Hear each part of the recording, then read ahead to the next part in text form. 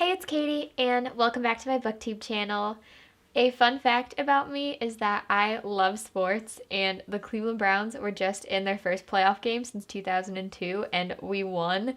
It was such a great game, and I'm still so happy about it, and I'm very excited for next week's game. So that's why I'm wearing my Browns jersey to kind of represent. But today I will be doing a tier ranking video because that was such a huge thing last year and I never had a chance to do it. So that's what I will be doing today. I will be ranking book tropes, and I made my own little tier ranking thing. I tried to research a bunch of popular book tropes and made my own. So if all goes well, I will try to link it below if you guys would also like to use it. I feel like that would be fun. And I'm also hoping to do another one of these tier ranking things in February with different types of romances like enemies to lovers, forbidden romances, all that kind of stuff. So if you would be interested in that, please let me know below. And I am hoping to do another one of these tier ranking videos in February for Valentine's Day, with different romances that you'd find in books. So, like enemies to lovers, forbidden romances, all that kind of stuff. So, let me know below if you'd be interested in that because I feel like that'd be really fun. All right, so let's just get into it. Okay, so I named it the YA Book Tropes Tier List Maker. I didn't realize it was that long of a title, but that's what it's called if you want to try to search it, if I can't get the link in the description. But I have the different category names with trash at the bottom. So these are ones that I really don't like. And then the one above that is like it's okay. It's not the worst thing I've read, but it's definitely not my favorite. And then we have average. So these are ones that are good, but pretty common or not something that I really love. And then we have great, which I feel like is pretty self-explanatory. And then elite, which are the best of the best, my favorite ones, and ones that I would probably gravitate towards. So let's see. I know that I made this tier, but I still can't remember what all I put in here. So it'll be fun for me too. Okay. So, absent parent. This one I feel like is honestly really common in YA books. There's usually at least like one parent that's absent, I feel like. And a lot of times it's just convenient for the story. I'm not too sure how I feel about this one. I'm kind of leaning toward it being an average just because it is so common. It's not like it's something too unique, and it doesn't usually stand out as an important part of the book to me or like a favorite part. So we're just going to put that in average. I feel like that makes sense. And then we have apocalypse, which I feel like I haven't read a lot of books recently that involve apocalyptic type things. It's not something that's usually too interesting to me. So I'm going to put it in the category. If you have any book recommendations that are apocalyptic, I don't know why that's so hard for me to say, but if you have any book recommendations that would fit that, let me know because I'd definitely like to give it a chance since I don't have really any books that pop in my head right now. But yeah, I'll just put it in the category. So, fake dating. This is one that I honestly really love. I feel like in Wattpad and everything, which is something I read a lot of in high school and college, I love the ones where there were fake marriages or engagements or anything like that. I think it's really fun. It's not like my all-time favorite, but it's definitely exciting for me. I don't know why. But I'm going to put that in the great category because it's always super fun for me. I don't know. I think I just like books that have a lot of angst in them, and those usually have a lot of angst. Found family.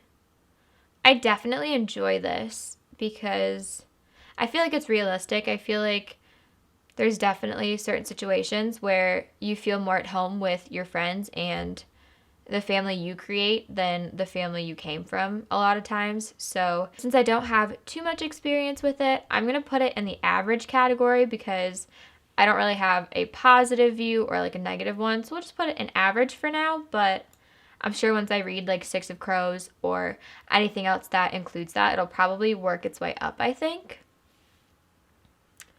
Our next one is Hate to Love, which is probably one of my all-time favorites. Like Hate to Love or Enemies to Lovers, I kind of group them together. There is a little bit of a difference, but I'm going to put it in Elite because, oops, I just clicked on the wrong one. I'm going to put it in Elite because it's like my all-time favorite romance. I don't know why. I just love when there's a lot of tension at the beginning and you can just see them slowly let down their walls for each other and start to care for each other. Next, we have love triangles. And these are hit or miss for me. I feel like I do tend to like them more than the average person, but some of them are really cliche and like unnecessary. And the only love triangle I can really think of that's really well done is the one from the Infernal Devices, because you have Tessa, who has Will and Jem as her love interests, but they're parabatai, so they have this really deep bond that they've had their whole lives. They're basically like brothers, best friends, like they would do anything for each other. So that is the most triangle-shaped love triangle I can really think of, and that one I really loved. So we're going to put it in great for now because when they're really well done, they are so fun to read. I don't know if I'm making any sense. I feel like I'm just blurting out what comes to my head. So hopefully you guys are understanding. But I'm going to put it in great for now. And then if I have a lot more that I end up putting in the great tier, I will move that one down to average. But I definitely do like that trope.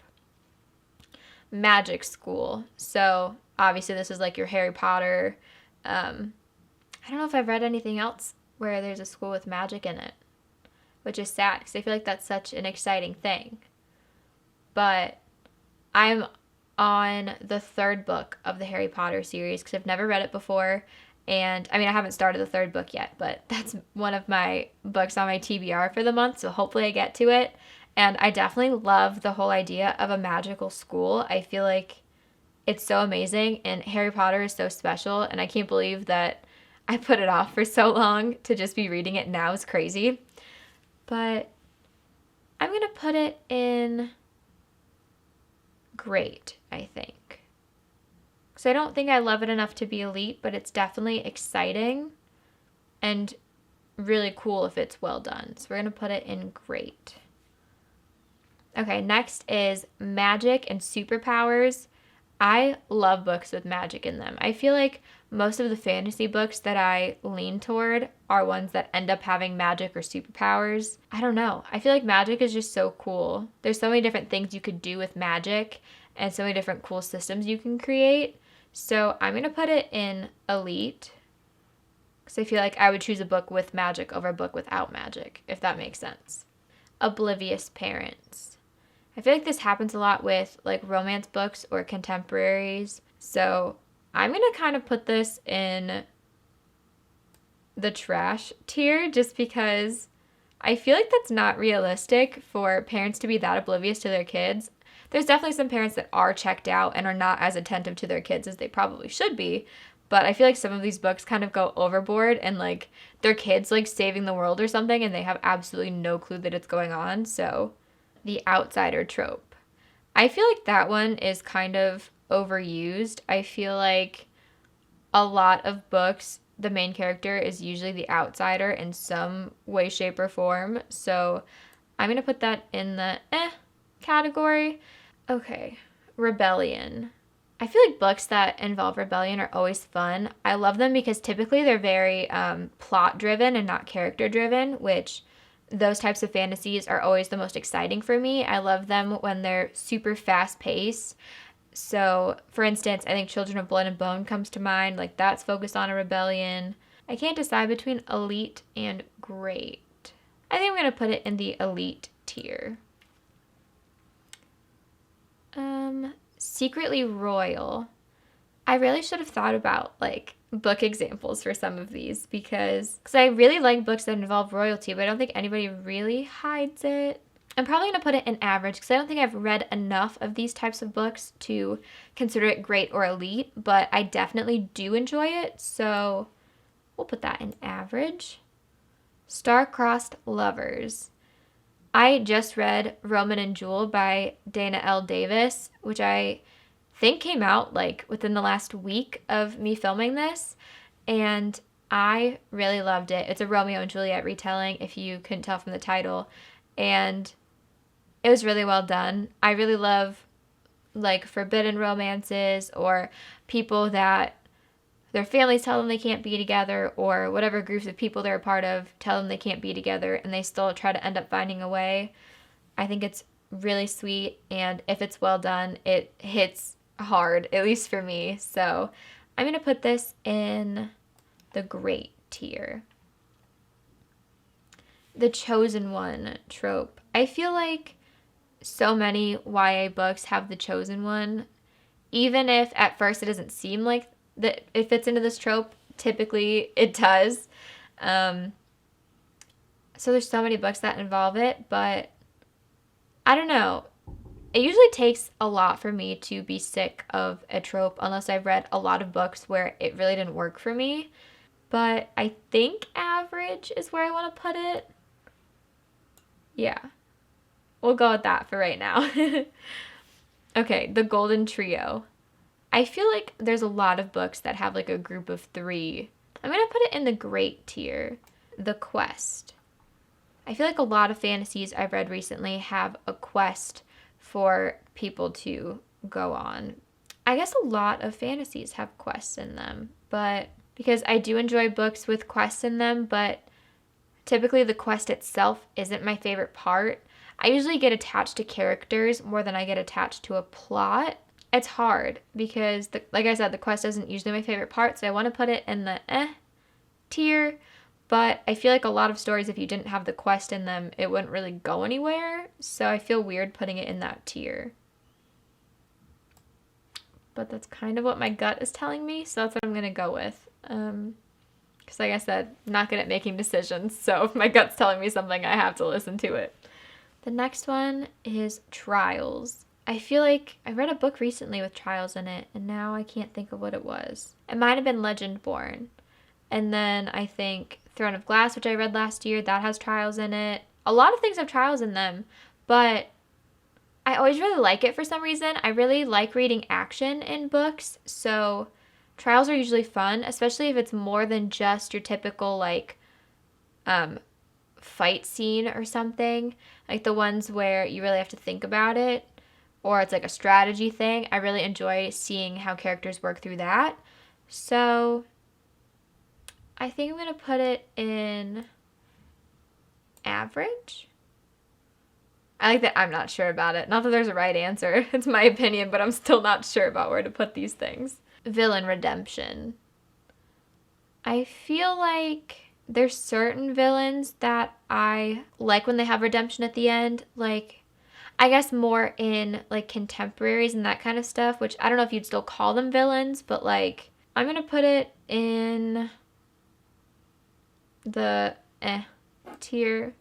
Because it's not the worst. Like I said, in some cases, I enjoy when a character gets redemption at the end, but sometimes I just wish that it didn't happen. I feel like it'd be better if they just kind of stuck to who they were. Okay, last but not least, we have insta-love. And this is something that I really don't like when it comes to romances. I think there's very few cases where insta-love is something I enjoy because, like I said, I love the romances where it's a slow burn. It doesn't have to be enemies to lovers, which is my favorite, but just any kind of slow burn where you can kind of see progress. They have some tension or chemistry or something. But I feel like insta-love just isn't that realistic, personally. I mean, I think you can look at somebody and be instantly attracted to them, but I think insta-love is just cliche, and it's what a hopeless romantic would want, but I don't think it's very realistic, and I typically don't enjoy romance very much if it's insta-love, because that's just not what I enjoy.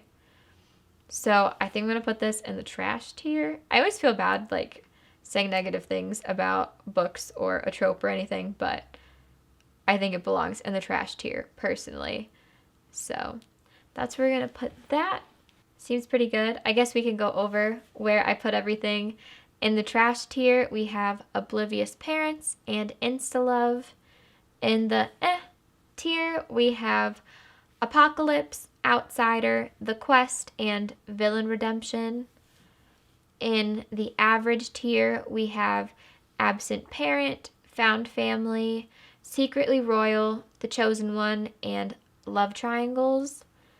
In the great tier, we have Fake Dating, Magic School, Star-Crossed Lovers, The Golden Trio, and Trials. And then in the elite tier, we have Hate to Love, Magic/Superpowers, and Rebellion. All right, so that is what I think about some of these popular book tropes. And like I said, I will do my best to leave this linked below if you would like to rank these yourself. But please make sure you like, comment, and subscribe to my channel, and click the notification bell so you know when I upload next. Thank you guys so much for watching. I can't wait to see you in my next video.